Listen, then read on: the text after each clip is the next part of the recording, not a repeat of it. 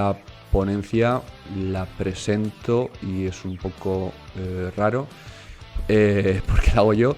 Entonces, bueno, os presento a Aleix Mercadé, que va a hablar del trastorno bipolar, un tema delicado, y los armónicos. ¿Vale? Aleix es filósofo, es psicólogo y obviamente es astrólogo y enseña en la escuela Cosmograma, enfocado en astrología muy integral, pero también muy escéptica.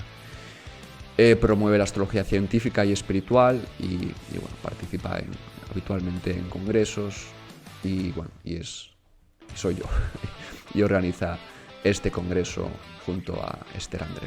Bueno, muchas gracias por la presentación tan neutral, compañero. Voy a hablar del trastorno bipolar en astrología.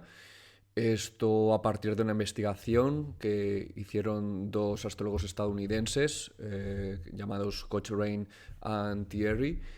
Está basado en un libro que, aunque está escrito solamente por David Cochrane, la investigación quiero subrayar que es cosa de los dos, también de Giselle Thierry. Creo que el reconocimiento, el crédito hay que darlo a los dos, como es normal en las publicaciones que se hacen sobre investigaciones. Vamos a hablar mucho de un concepto que es el de astrofirma, concepto de astrofirma, que en inglés lo he traducido de astrosignature.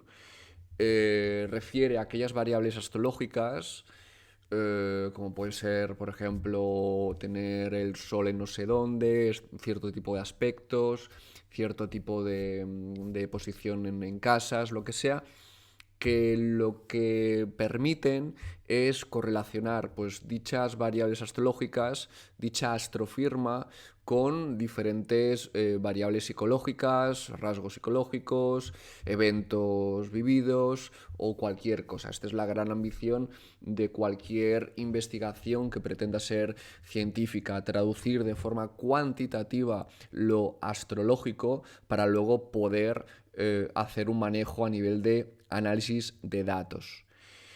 Lo que vamos a buscar es, con este conjunto de criterios que vamos a llamar astrofirma, vamos a ver lo que han investigado, en todo caso, los autores, para poder identificar o discriminar un grupo de personas con este tipo de trastorno, el trastorno afectivo del trastorno bipolar, o las personas que no tienen este trastorno y por lo tanto actúan como lo que se llama grupo de control o grupo de comparación. Esto es algo, vais a ver, que se ha hecho pocas veces, aunque hay mucha investigación astrológica que pretende ser científica. En general no suele ser muy rigurosa, en general no suele aplicarse demasiado bien el método científico.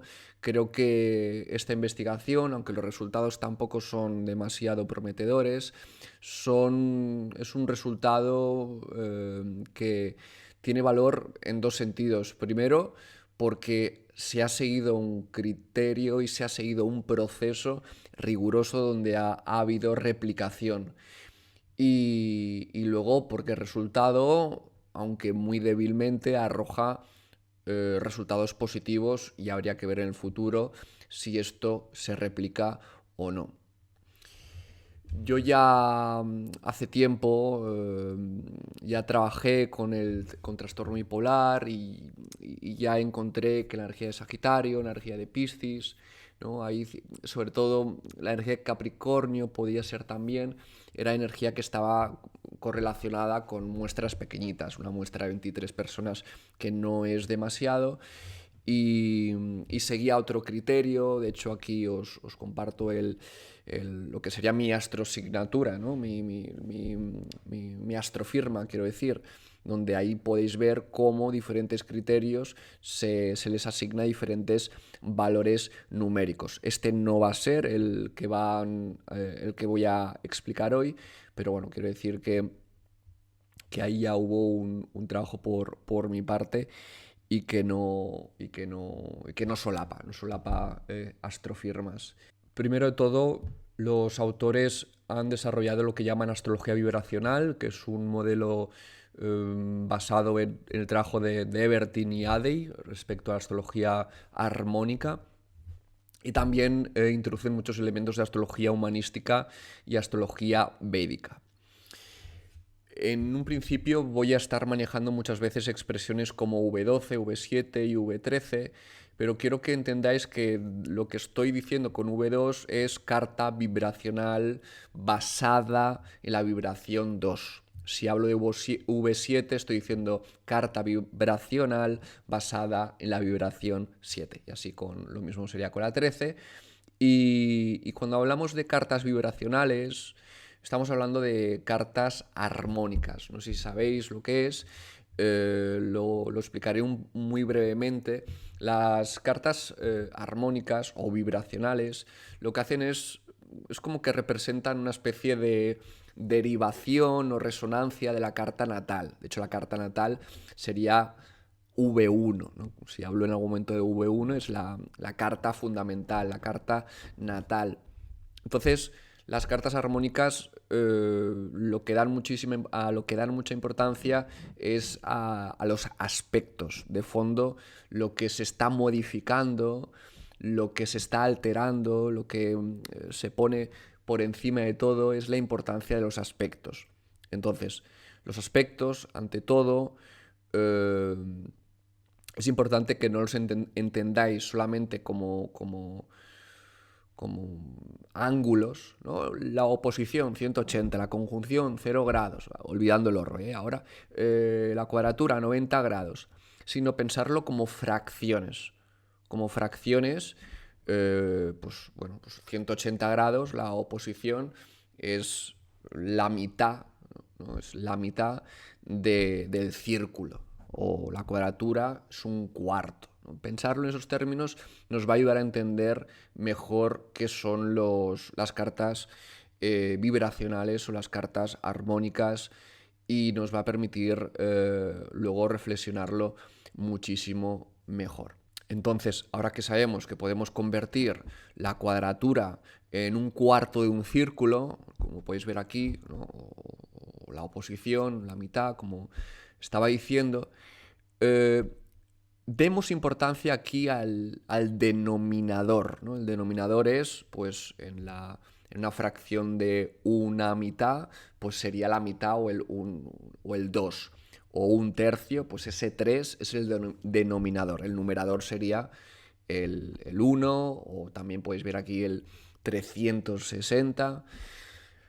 Decir 1 y 360 es lo mismo aquí en este contexto. El denominador va a traer consigo una serie de cualidades, una serie de características. No va a ser lo mismo, como sabemos con la cuadratura, con la oposición, con los aspectos. Sabemos que en función de la fracción eso trae consigo un color, un tipo de dinámica, un tipo de característica que tiñe toda la carta. Y eso serán las cartas armónicas o las cartas vibracionales. Cada una va a reflejar una dimensión diferente de nuestras motivaciones, porque los autores además entienden la astrología no tanto como rasgos psicológicos, no lo entienden tanto como cosas muy deterministas que tú eres, que yo soy, sino como motivaciones. O sea, la carta astral, la carta natal, las cartas vibracionales, las armónicas, no reflejarían tanto descripciones de lo que ya uno es, de lo que uno hace, sino de motivaciones que nos dan una dirección, que nos dan un ir hacia un sitio o hacia el otro, pero sin concretar de luego cómo tú esto lo vas a manifestar. Lo cual creo que también es muy, muy interesante, con lo cual simpatizo enormemente, ¿no? El reconocer que uno de los límites de la astrología es que no habla de lo que hacemos, sino de lo que nos motiva.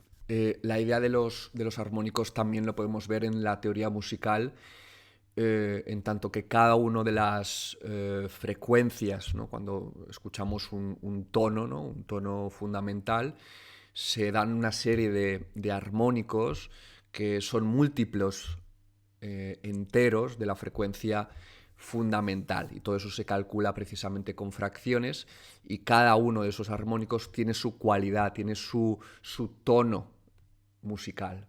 Una cosa muy interesante es que entre sí las diferentes cartas vibracionales pueden guardar entre sí ciertas similitudes, ¿no? Igual que una octava superior en música pues puede ser el mismo tono. Imaginaros una longitud de onda vinculado con la nota do o re o mi, da igual, pues luego podemos volver a encontrar esa frecuencia o esa nota, mejor dicho, pero una octava superior, que es una frecuencia diferente, pero guarda la misma cualidad, guarda en relación la misma cualidad, que es un poco lo que podemos ver aquí abajo, ¿no?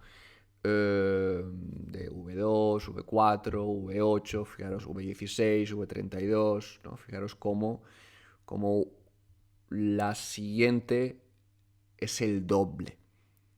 En cambio, los múltiplos, pues podría ser 2, 4, 6, 8, 10, vas como sumando 2, 2, 2. Por poner un par de ejemplos, aquí lo que vemos es la carta natal fundamental, una carta natal cualquiera, y vamos a ver cómo se transformaría en V2, ¿no? La carta vibracional basada en la vibración número 2.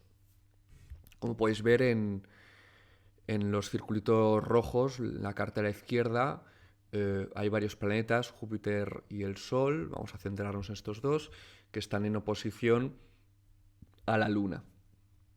En la carta vibracional número 2, lo que vamos a hacer es, esos planetas que están a 180 grados, lo que vamos a hacer es multiplicarlo por el número de la vibración que queremos obtener, ¿no? Si queremos obtener la carta vibracional número 2, pues vamos a multiplicar ese 2 por 180, lo cual nos daría 360, que en un círculo es equivalente a 0 grados. Por eso en la carta de la derecha vemos el circulito rojo, uno solo, donde están todos los planetas, ¿no? El Sol, Júpiter, que ya habíamos dicho, también Neptuno, pero no lo he mencionado, y luego la Luna, que era el que estaba a 180 grados. O sea que hemos multiplicado por 2. Si tomamos la cuadratura Mercurio-Marte de la carta V1 o fundamental, Mercurio-Marte están a 90 grados, están en cuadratura. Si multiplicamos por 2, pues 90 por 2 son 180, y es lo que vemos en la carta a la derecha. Los vemos en oposición, ¿vale? Es relativamente sencillo. Luego en esta siguiente vamos a transformarlo a V4. Entonces lo que haremos será multiplicar por 4. Si tomamos, por ejemplo, los círculos azules de la izquierda, volvemos a encontrar Mercurio y Marte, bueno, es la misma carta que antes. En este caso esos 90 grados los multiplicamos por 4, lo cual son 360, ¿no? Por lo tanto, los encontramos a la derecha en conjunción. Y en el caso de Sol, Júpiter, Neptuno con Saturno, en este caso están en semicuadratura, si no me equivoco, y por lo tanto estarían en oposición, ¿no? Porque multiplicaríamos los 45 grados de la semicuadratura, multiplicado por 4 son 180 grados. Quiero comentar que toda esta ponencia tiene un artículo escrito de 15 páginas donde explico con más detalle cada una de estas partes, y por lo tanto, si en algún momento se os hace un poco difícil seguir lo que estoy comentando, dado que también va a haber mucha estadística y mucha teoría de conocimiento, mucha epistemología, mucho, pues bueno, que sepáis que podéis encontrarlo en astrologiaexperimental.com. Pues bien, pues vamos a la investigación. Son diferentes pasos, aunque esta investigación sobre el trastorno bipolar es algo muy, muy reciente, los últimos años. Ya desde los años 70 ya empezaron a hacer investigación y desarrollar el modelo, a explorar. y ahí, como psicólogos, los autores pues aprendieron a preguntar, a controlar sesgos, a desarrollar un software, ¿no? Que fue Sirius, que es un software muy interesante. Y bueno, hay todo tipo de sesgos y como digo, pues hay sesgo de confirmación, de aquiescencia, hay que saber preguntar porque hay que desconfiar de lo que nos está diciendo la otra persona, hay que evitar ser demasiado directo, ir con preguntas demasiado cerradas, sobre todo con un conocimiento como el astrológico que es simbólico, que es todo menos cerrado. Ahí ya haciendo investigaciones ya encontraron con músicos que cartas vibracionales como la 11, la 22 o la 44 ya encontraban ahí con orbes muy estrechos entre los planetas, algo que ya estaba en concordancia con lo que Adey desarrolló sobre las cualidades de dichas cartas vibracionales en cuanto a perfiles de personas con motivaciones o comportamientos muy inquietos, muy inestables, muy dinámicos. En el caso, por ejemplo, de estos músicos estaba más en relación con, por ejemplo, con el consumo de las drogas y otro tipo de comportamientos bastante desestabilizadores. Que no quiero decir que la gente que tenga aspectos en este tipo de cartas vibracionales vayan a drogarse, pero en el contexto de un oficio como ser músico y un momento histórico como ser músico, cantante o músico de rock en ese contexto, hacía que esa motivación, como hablábamos, más de inquietud, de inestabilidad o de dinamismo, fuera manifestado de esta manera. También cartas vibracionales como V7 y V21, que aquí podemos notar que V21 es 3×7, o sea, es múltiplo de V7, o sea, V7 va a ser súper importante en la investigación y aquí se relacionaría más con la inclinación al control, a la práctica, al desarrollo de la excelencia, en este caso de habilidades musicales. Otra investigación muy interesante de Cochrane y David Fink fue acerca de la introversión y la extraversión en 982 estudiantes. ¿Vale? Aquí lo que encontraron básicamente fue que la energía de Saturno se vinculaba con la introversión y Júpiter con la extraversión. Más adelante, el propio Cochrane, tomando la misma muestra, los mismos datos, sometiéndolo a análisis con cartas vibracionales, encontró no solamente pues, lo que estaba diciendo de Saturno para la introversión y Júpiter para la extraversión, sino que también encontró que Saturno en aspecto con el Sol en carta vibracional número 7 o en V7, insisto que voy a simplificar, y muchos de sus múltiplos, no solamente en V7, sino en V14, en V28, en V49, en V56, encontró, pues bueno, los encontró fuertemente en relación a la introversión con Saturno. Y en cuanto a Júpiter, pues bueno, encontraba pues especialmente Júpiter en aspecto al Sol y a Marte en V11 y también mucho de sus cartas vibracionales asociadas por ser múltiples o octava superior, como el caso de 121. Otra investigación interesante fue con bateadores de béisbol y fue yo creo, una investigación muy compleja porque lo que buscaban era un poco predecir qué tránsitos iban a ayudar a batear mejor o peor, ¿no?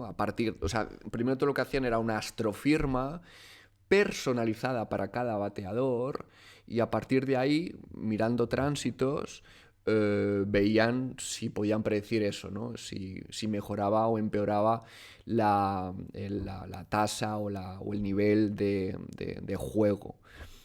Para el primer año encontraron bastante significancia estadística y una correlación bastante interesante, pero luego el segundo año eso caía y creo que se desanimaron mucho, que vieron que era demasiado complejo, que vieron que podía, yo qué sé, ¿no? Interactuar la carta del pitcher, ¿no? Con el bateador, que podían, del lanzador, quiero decir, que podían haber otras técnicas de prognosis que podrían ser más interesantes. Bueno, la cuestión es que vieron que era demasiado trabajo y tampoco el resultado parecía aportar demasiado y lo dejaron. Pero sí que encontraron en esta investigación que los puntos medios en el análisis de tránsito eran especialmente interesantes. Un punto medio básicamente es un punto equidistante entre dos planetas, ¿no? Como podemos ver aquí en la pantalla, ¿no? Donde vemos cómo en tránsito Plutón está en el punto intermedio o equidistante entre Urano y Júpiter de la carta natal o de una carta vibracional, ¿no? También se puede trabajar de esta manera. El tema de los puntos medios será interesante para predecir episodios críticos, un episodio de crisis del tipo episodio maníaco o psicótico o incluso suicidios, ¿no? Eso lo veremos más adelante. No va a formar parte de la astrofirma final relacionada con el trastorno bipolar, pero sí que formó parte de la investigación y seguramente en futuras investigaciones lo incorporen de una forma muchísimo más abierta y más central. Muy brevemente también querría explicar que cuando hay un trastorno del tipo bipolar, hay episodios, como digo, de manía y episodios también de depresión. En el caso de los episodios de manía, pues tiene que ver con una euforia desbordante, con un aumento desbordante de autoestima, con sentimientos de grandeza, con que las personas no duermen, están como hiper mega activos, se distraen por cualquier cosa, tienen la sensación de que pueden con todo. Los pensamientos los viven de forma muy acelerada. Pueden participar en actividades de muchísimo riesgo, tanto negocios como conductas sexuales o sí, negocios o actividades financieras de muchísimo riesgo. Y generalmente, bueno, para que pueda ser considerado todo esto lo suficientemente problemático, pues tiene que dificultar el funcionamiento a nivel social, el laboral, a nivel personal, etcétera.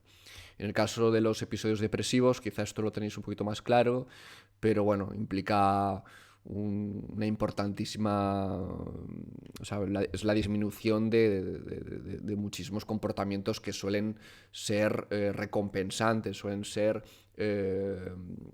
placenteros, ¿no? Es como que la persona deja de hacer cosas, suele haber una reducción de peso, suele estar vinculado también con una percepción a nivel subjetivo de mucha tristeza o vacío o desesperanza.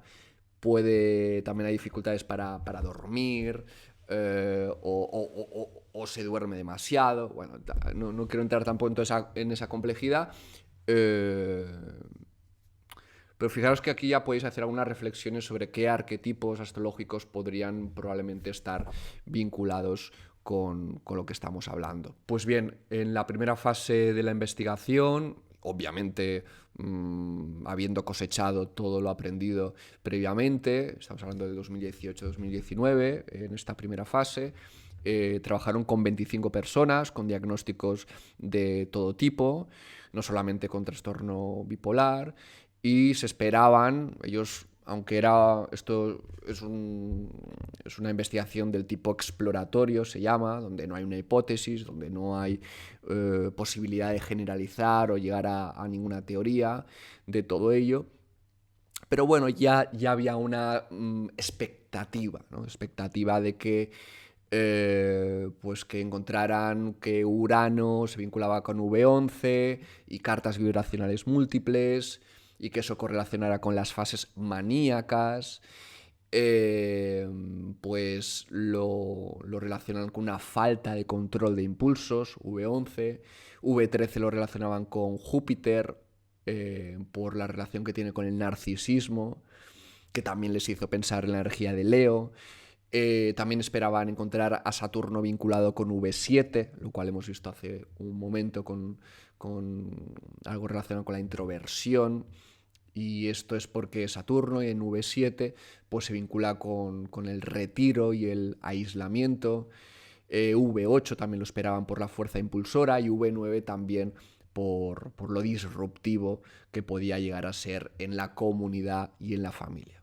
Los resultados que obtenieron fueron que efectivamente V11 parecía relacionado con la manía, también con la psicosis y la ansiedad.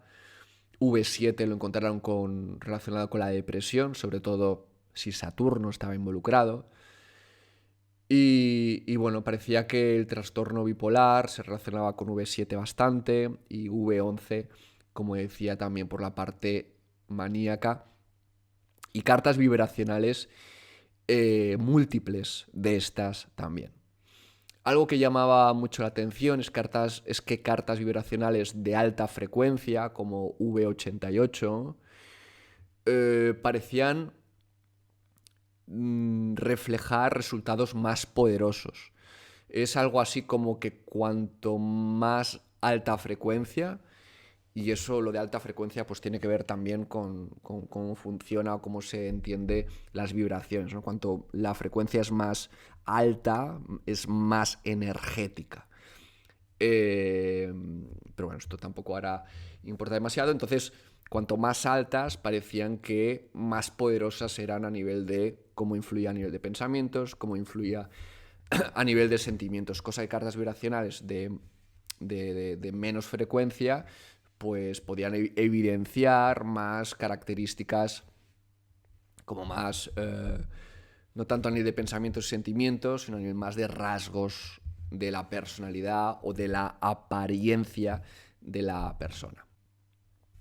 Luego, en una segunda fase, tomarían la muestra que recogió los Gogolén en el 81 sobre personas que tenían trastornos, ¿no? Unos 4.500. De esos 4.500 escogieron solamente los que tenían el trastorno bipolar, que en ese momento lo llamaban la depresión maníaca, lo cual también es un problema metodológico porque estás comparando diagnósticos que han seguido criterios para diagnosticar diferentes. Eso podría ser un poco problemático a nivel metodológico, pero bueno, fueron muy meticulosos igualmente con los controles demográficos, los controles astronómicos, calculando la probabilidad de que pudiéramos esperar un tipo de por azar, ¿no? Que pudiéramos esperar por azar encontrarnos unos datos u otros, unos números u otros, unos valores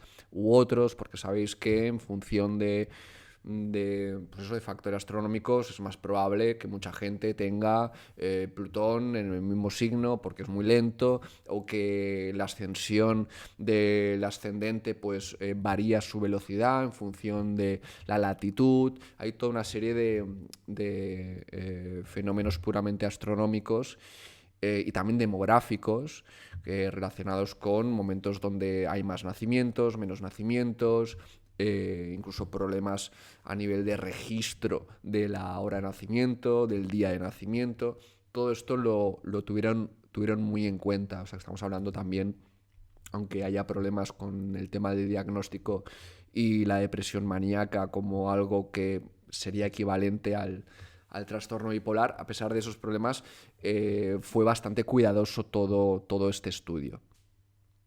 Entonces, con estos resultados se confirmaría que efectivamente V7 y el papel de Saturno relacionaría con síntomas de aislamiento y depresión. No me voy a enrollar mucho porque esto es muy descriptivo. La ciencia puede ser muy aburrida o muy apasionante, pero a veces el dato es muy crudo y ya está, es lo que hay y no hace falta mucha reflexión. También encontraron aquí V7 en relación con Urano y la relación que tiene con la falta de control de impulsos. También V13 con Júpiter, también quedaría confirmado por los sentimientos de grandiosidad propios de la fase maníaca. o del creer que uno tiene derecho a cumplir su voluntad, independientemente de la situación, de la receptividad de los demás. Aunque habían aspectos que parece que no se confirmaron. Por ejemplo, la Luna y Saturno en V7, aunque mostraron una frecuencia por encima de la media, después de inspeccionarlo visualmente gracias al software de Sirius, no lo tendrían tan claro. Aunque sí que es cierto que analizando en cartas vibracionales que fueran múltiples, sí que vieron que sí que parecería que estaría por encima, digamos, del azar dichos hallazgos. También aspectos de Marte-Urano en V11, también ahí se anticipaba una alta probabilidad de que eso fuera así, y bueno, ¿no? Por la inestabilidad a la que se asocia a esta posición, pues efectivamente lo encontraron así y en múltiples, no solamente en V11, sino en V22, V33, V44, V66, lo encontraron bastante. También se observó en V13. Bueno, todo esto, como podéis ver, nos estaría dando pistas de que el trastorno bipolar, y esto es extensible a cualquier casi fenómeno que queramos estudiar de rasgos psicológicos o problemas psicológicos o lo que sea, no dependen de una sola posición, sino dependen de un conjunto. Esto pasa también en genética. Raramente rasgos psicológicos dependen de un solo gen, sino que son multiplicidad de genes interactuando, incluso con el entorno, ¿no? Entre la epigenética y aquí también me gustaría decir que hacer epiastrología podría ser especialmente necesario. Los resultados que podéis ver aquí en pantalla, y esto ya es la astrofirma, estamos ya muy cerca de la astrofirma definitiva, que como digo es un conjunto de criterios, algo de lo que los autores se sintieron muy orgullosos y entusiasmados, tiene que ver con el valor T y el valor P, siendo uno primero muy alto y el segundo muy bajo, y eso, para hablar, digamos, fácil, da como muchísimo valor, mucha seguridad de lo que han encontrado, de que esto no sea por azar, de que realmente haya ahí una correlación, de que hay una fuerte evidencia contra lo que se llama la hipótesis nula. Antes de pasar a la última fase, los autores quisieron desglosar mejor todos estos prometedores resultados, y lo que hicieron fue desglosar por componentes, ¿no? Que esto es algo que hay que hacer en ciencia para ver, porque tú tienes un conjunto de criterios, pero no todos tienen el mismo peso, ¿no? Y aquí se dieron cuenta de que había algunas cartas vibracionales que había que quitar. Había que quitar porque no parecían apoyar o fortalecer, sino al revés, debilitar la astrofirma. En este caso, por un lado, cartas vibracionales como V14, V21, V28, asociadas a la relevancia de Saturno en V7, ahí pues vieron, ¿no? Creando grupos de control y con toda una metodología, encontraron que los aspectos más duros o las cartas vibracionales más duras, que serían normalmente las pares, como V14 y V28, que es lo que nos recuerda dentro de lo astrológico a la oposición, a la cuadratura, cosa que el trígono ¿no? El trígono es un tercio, ¿no? Son aspectos, son fracciones impares. Pues bueno, las pares serían más duras. Y ahí se obtenían puntuaciones más bajas, como digo, para V7. Y eso, bueno, lo reflexionaron, lo explicaron, diciendo que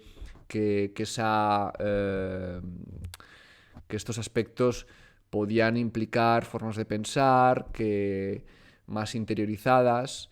En general V7, ¿no? O sea, V7, Saturno, el que estuviese vinculado con la depresión. Y ahora digo, ¿por qué quitaron unas específicas? Claro, todo eso ayuda a la depresión porque te hace estar encerrado pues en tu mundo de mierda, digamos, o de desesperanza, o de donde uno lo percibe todo como muy, muy negro. En cambio, estos aspectos más duros que se derivan de V7, lo bueno que tenían, y por eso se quitó, porque tenía una cosa buena psicológicamente, es que te confrontaba con otras perspectivas, con la realidad de fuera, y esa confrontación que implicaba un roce, implicaba una tensión, te obligaba o hacía más probable que tuvieras que buscar la forma de resolver esa fricción o esas diferencias. Digamos que esas cartas vibracionales no te dejaban quedarte encerrado, porque eran demasiado incómodas y te abrían al mundo.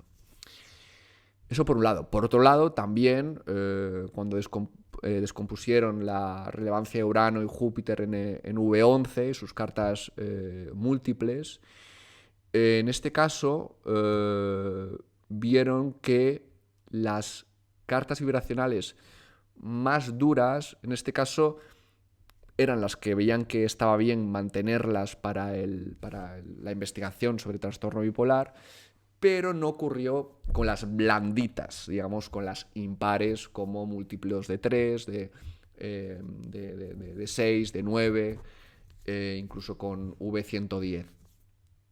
Y aquí un poquito lo que explicaban es que las cartas vibracionales duras, que las mantendrían, o sea que ahora explico las que descartarían, pero las que sí que se mantenían son las que pues ayudaban al trastorno bipolar, que es la que generaba como arrebatos más difíciles de controlar, y que por lo tanto hacía más difícil el autocontrol, la gestión a nivel racional, etc. En cambio, las cartas vibracionales más blandas, siendo múltiples de números impares, sí que parecía que vinculaba con comportamientos más aceptables socialmente. Esto es lo que ellos reflexionaron.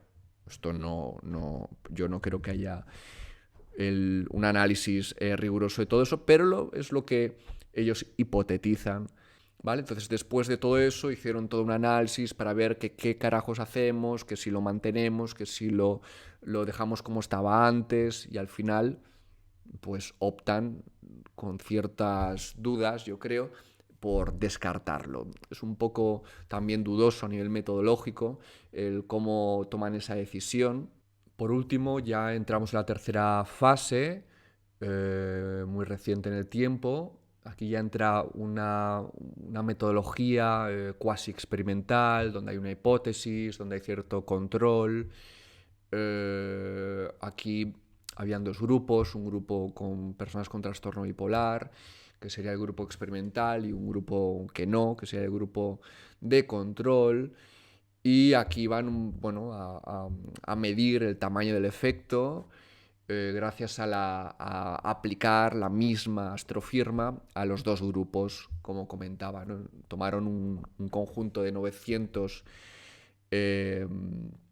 bueno, primero de los 900, por un lado, de los 912 participantes de la muestra Gauguin, y por otro lado también tomaron a 79 nuevos participantes, y lo que hicieron fue compararlo eso con el grupo de control y ver en cuánto se incrementaba, qué porcentaje se incrementaba el tamaño del efecto.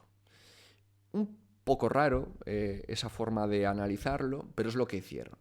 Entonces, con la muestra Gauguin encontraron que el porcentaje era de 11,8, que estaba muy bien, como habíamos dicho hace un momento. Y por otro lado, que es lo que es más propio de esta tercera fase, con esta nueva muestra de 79 personas, ellos esperaban, por el tamaño de la muestra y otro tipo de cálculos, que si había salido 11,8, hombre, con que saliera un 5,5-6% de incremento ya estaba muy bien. Pero se encontraron con que un 12,6 de incremento, ¿no? Lo que parecía como un resultado como muy positivo por dicho aumento perceptual. Además de esto, los investigadores lo que hicieron fue establecer umbrales específicos para el valor P, que es una medida que se toma para controlar o para indicar la probabilidad de que los resultados sean aleatorios. Siempre hay ese punto de, bueno, esto es un resultado, pero este resultado es por lo que intentamos, es por aquello que intentamos demostrar, o es algo azaroso, ¿no? Recordad que el azar, que es una cosa que en astrología no lo tenemos muy en cuenta, es un factor muy importante en ciencia, ¿no? Habrá que también, yo creo, reflexionar sobre por qué nos cuesta tanto introducir el factor azar en astrología, ¿no? Creo que hay un prejuicio existencial filosófico a este concepto que nos aleja de tener una mentalidad científica. Pues bien, se crearon diferentes grupos de control, más un grupo que tenía otro tipo de trastornos, y se establecieron diferentes umbrales, como decía, en el valor P, que ahí entra el valor P de 2 colas, de 1 cola, de 2 colas tiene que ver con estar abierto a poder obtener resultados positivos y negativos, y de 1 cola es cuando solamente los esperas obtener de un lado u otro. Bueno, aquí la verdad es que empezaron a establecer umbrales de una forma un poco, yo creo, forzada, un poco discutible. Es como que dijeron, bueno, a partir de aquí esto es científico, a partir de aquí demostramos, a partir de aquí está bien. Pero ese a partir de aquí se alejaron de los estándares habituales o científicos. Ellos lo justificaron a su manera. Insisto que si queréis ver los pormenores, el artículo que he escrito en relación a esta ponencia permite entrar en temas muchísimo más técnicos. Pero la cuestión es que después de verlo, bueno, vieron que los resultados parecían apoyar, pero de una forma muchísimo más débil. O sea, los resultados que se habían obtenido con la muestra Vogelén y que eran tan prometedoras, en esta última tercera fase, caían en fuerza, caían totalmente, y deja, a mi juicio, toda la investigación en una situación muy comprometida. Y yo no entiendo que el autor vaya diciendo, cantando, anunciando a los 4 vientos que se ha demostrado científicamente la astrología con estos resultados. Sí es cierto que cuando se comparaba con el grupo con otros trastornos, el resultado era muy positivo. Sin embargo, esto no se había hecho previamente. Por lo tanto, tampoco había mucho con qué compararlo. Podría ser algo que si no se replicara, pues, hombre, si se replica, pues tendrá su valor, y si no se replica, lo cual no ha sido así, pues no ofrece nada más que una prometedora hipótesis para explorar en futuras investigaciones. Pues eso sería todo, sintetizado lo mejor que he podido, una investigación pues que tiene muchísimos detalles y que creo que valía muchísimo la pena para ofrecerlo como un ejemplo de una investigación en astrología científica muy bien elaborada, con sus limitaciones, dudando por supuesto de los resultados. Sin embargo, creo que se puede aprender muchísimo, podemos hacer muchas reflexiones de todo lo obtenido. Y nada, espero que os haya parecido interesante. Si queréis obtener más detalles, en astrologiaexperimental.com tenéis el artículo, y cualquier pregunta que tengáis pues lo podéis hacer en los comentarios. Así que nada, un placer, y seguimos con el congreso.